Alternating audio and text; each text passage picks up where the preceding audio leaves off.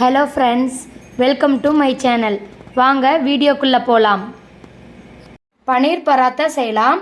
அதுக்கு பன்னீர் ஸ்டஃபிங் பண்ணிக்கலாம். வாங்க என்னென்னு சொல்கிறேன். அதுக்கு பன்னீர் இந்த மாதிரி திருவி வச்சுக்கோங்க.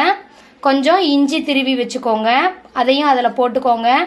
தேவையான அளவு உப்பு போட்டுக்கோங்க. வரமிளகாத்தூள் கொஞ்சம் போட்டுக்கோங்க. கரம் மசாலா கொஞ்சம் போட்டுக்கோங்க.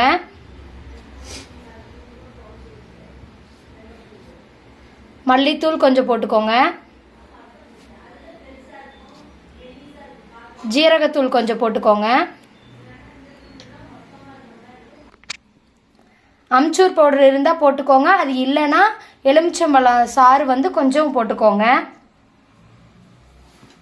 பொடியாக நறுக்குன கொத்தமல்லி தழை தூவி நல்லா மிக்ஸ் பண்ணிக்கலாம்.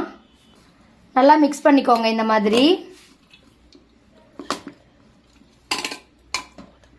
பராத்தா செய்யலாம். அது மாவு இந்த மாதிரி ரவுண்டாக தேய்ச்சி வச்சுக்கோங்க. உள்ளே நம்ம பன்னீர் ஸ்டஃபிங் வச்சுக்கலாம். இதே மாதிரி ஃபோல்டிங் பண்ணிக்கோங்க.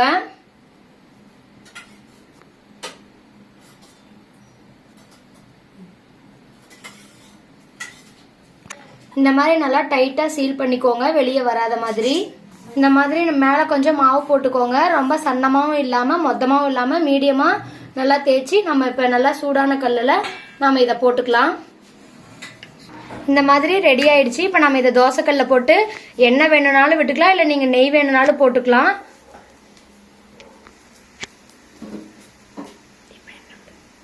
இப்போ எண்ணெய் இல்லைன்னா கொஞ்சம் நெய் போட்டுக்கோங்க.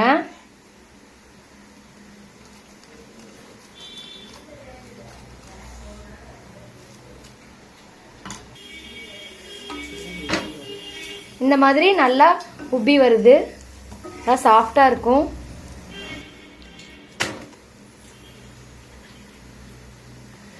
இந்த மாதிரி ரெண்டு பக்கமும் ப்ரௌனாக வர்ற மாதிரி விட்டு எடுங்க, அப்போ தான் ரொம்ப டேஸ்டாக இருக்கும்.